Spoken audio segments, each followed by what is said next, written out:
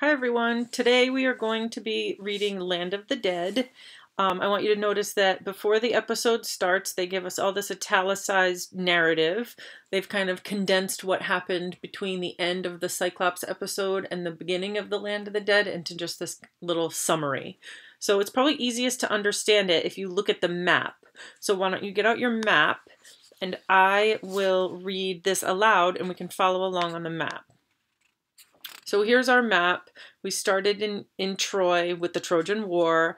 Then we know that though he's telling the story to Alcinous, Odysseus claims that his first stop was Ismaris, where they had that run-in with the Cicones. Then they went around Cape Malea and Cythera, and they went to here, the land of the Lotus Eaters. That's been his first stop. Okay. Then we just read the Cyclops. Here's Cyclopes land. And now this is where we're picking up. Odysseus and his men sail to Aeolia, where Aeolus, king of the winds, sends Odysseus on his way with a gift, a sack containing all the winds except the favorable west wind. When they are near home, Odysseus's men open the sack, letting loose a storm that drives them back to Aeolia. So that's why I put this kind of dotted line. It's like they went all the way back home and then they opened that sack with the wind and it blew them all the way back. Okay. Aeolus, when they get back there, casts them out, having decided that they are detested by the gods because of the whole wind incident. They sail for 7 days and arrive in the land of the Lestrygonians, which is right here, the land of the Lestrygonians, a race of cannibals.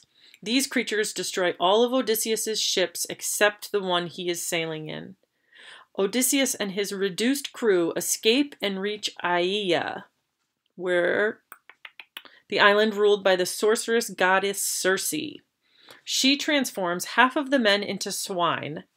Protected by a magic herb, Odysseus demands that Circe change his men back into human form. Before Odysseus departs from the island a year later, okay, so he stays here for a year, Circe informs him that in order to reach home, he must journey to the land of the dead, Hades, and consult the blind prophet Tiresias. So he's got to go all the way here to the land of the dead before she'll do anything to help him reach home. Okay, so that's where we're at. So now let's look back at the text and let us start reading. Odysseus, remember, is narrating. We bore down on the ship at the sea's edge and launched her on the salt, immortal sea, stepping our mast and spar in the black ship. Embarked the ram and ewe and went aboard in tears, with bitter and sore dread upon us. But now a breeze came up for us astern, a canvas-bellying land breeze, hail shipmate sent by the singing nymph with sunbright hair, who they give us a little note, this little 48 note, you're talking about Circe. So we made fast the braces, took our thwarts, and let the wind and steersman work the ship with full sail spread all day above our coursing, till the sun dipped and all the waves grew dark upon the fathomless unresting sea. Okay, I want you to make a little note in your own margin about the tone of these opening lines. The tone. What is the narrator's attitude here? Okay, make a little note and think about how you came to that conclusion about what the tone is, or even what mood is evoked in you as the reader. Okay, we're going to start back down here. By night our ship ran onward toward the ocean's bourne, the realm and region of the men of winter, hidden in mist and cloud. Never the flaming eye of Helios lights on those men, right? So never the flaming eye of Helios, the eye of sun, the light of the sun never lights on the men in the place where they're going. Okay. So he was just saying, never the flaming eye of Helios lights on those men at morning when he climbs the sky of stars, nor in descending earthward out of heaven. Ruinous night being rove over those wretches. We made the land, put ram and ewe ashore, and took our way along the ocean stream to find the place foretold for us by Circe. There, Perimedes and Eurylochus, which are two of Odysseus's men, pinioned the sacred beasts. So if we look over on the side where they're telling us what pinion means, they're confining or shackling that ram and ewe that they're viewing as sacred right now. We'll see why. With my drawn blade, I spaded up the votive pit. Right? So we look up votive. It's done to fulfill a vow or express thanks. So they're making this pit. And poured libations, which are wine or other liquids poured upon the grounds as a sacrifice or offering. Okay, so we have this scene of sacrifice happening here. So I'm going to back up now that I know what's actually happening. So they're trying to find the place foretold for us by Circe. There, Perimedes and Eurylochus pinioned the sacred beasts. With my drawn blade, I spaded up the votive pit and poured libations round it to the unnumbered dead. Sweet milk and honey, then sweet wine, and last clear water. And I scattered barley down. Then I addressed the blurred and breathless dead, vowing to slaughter my best heifer for them before she calved at home in Ithaca, and burn the choice bits on the altar fire. As for Tiresias, I swore to sacrifice a black lamb, handsomest of all our flock. Thus to assuage the nations of the dead, I pledged these rites, then slashed the lamb and ewe, letting their black blood stream into the well pit. Now the souls gathered, stirring out of Erebus. All right, the dark region under the earth through which the dead pass before entering realm of Hades. So we go back. Now the souls gathered, stirring out of Erebus, brides and young men, and men grown old in pain, and tender girls whose hearts were new to grief. Many were there too, torn by brazen lanceheads, battle-slain, bearing still their bloody gear. So these are all the souls, the spirits, the ghosts, whatever you want to call them, that Odysseus is seeing now coming because he made this sacrifice.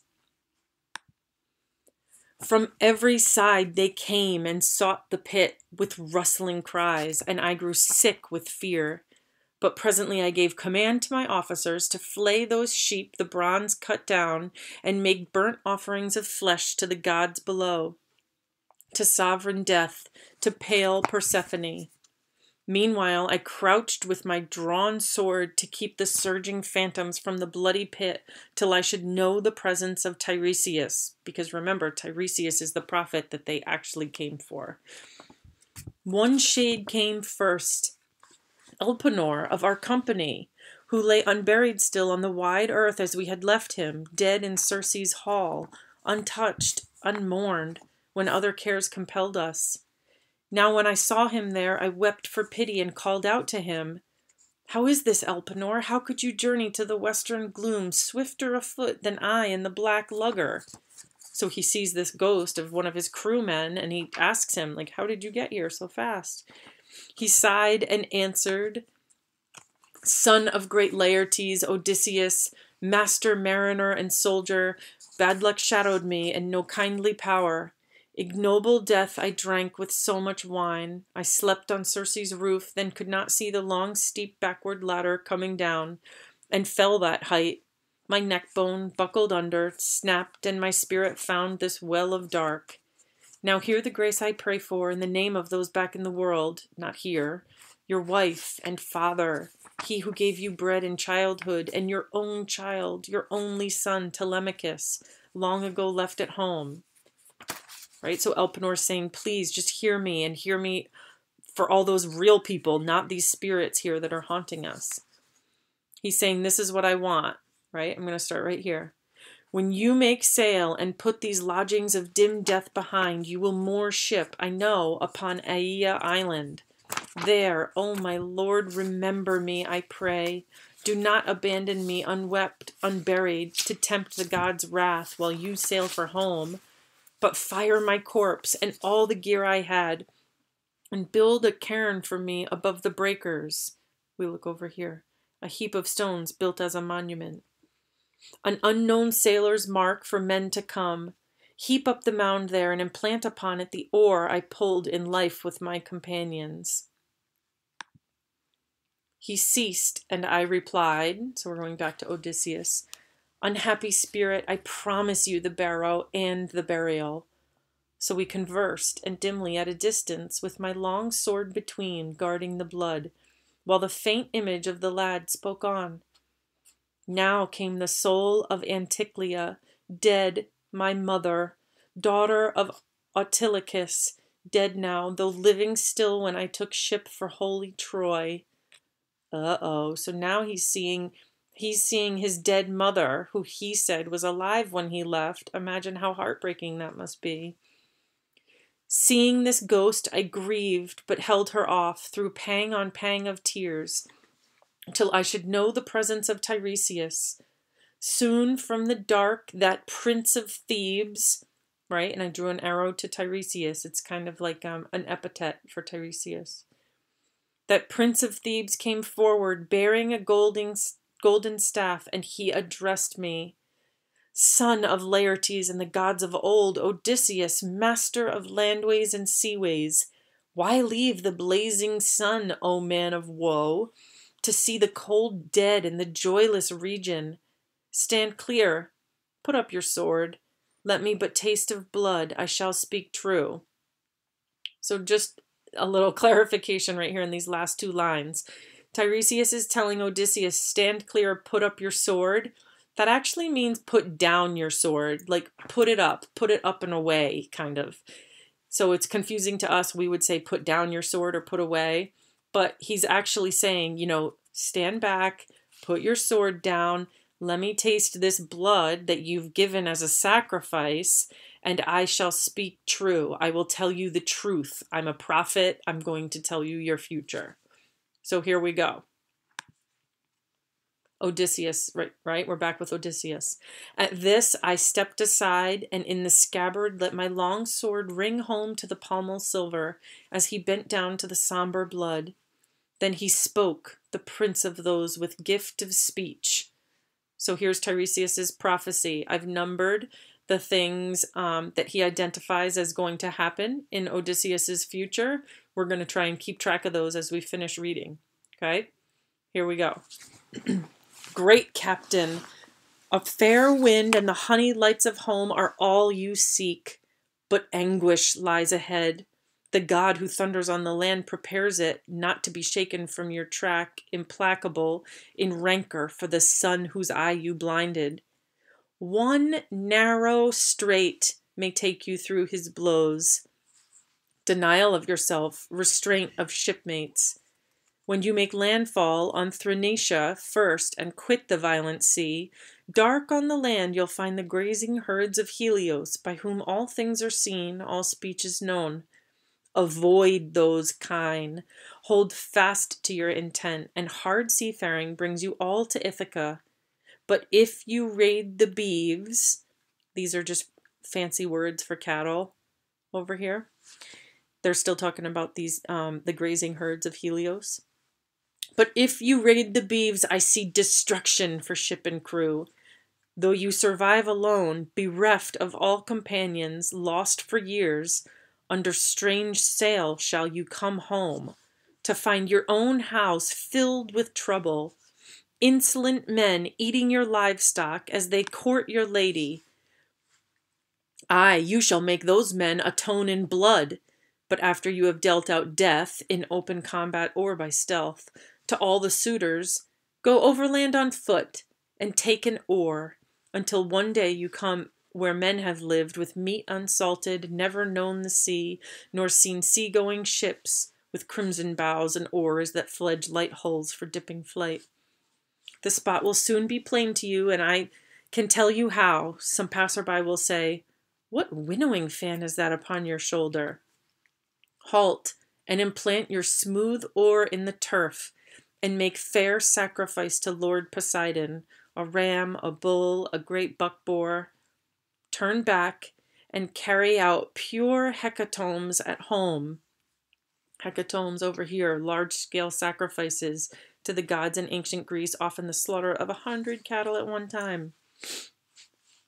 Carry out pure hecatombs at home to all wide heaven's lords, the undying gods, to each in order. Then a sea-born death soft as this hand of mist will come upon you when you are wearied out with rich old age, your country folk in blessed peace around you. And all this shall be just as I foretell. And that is the end of the Land of the Dead.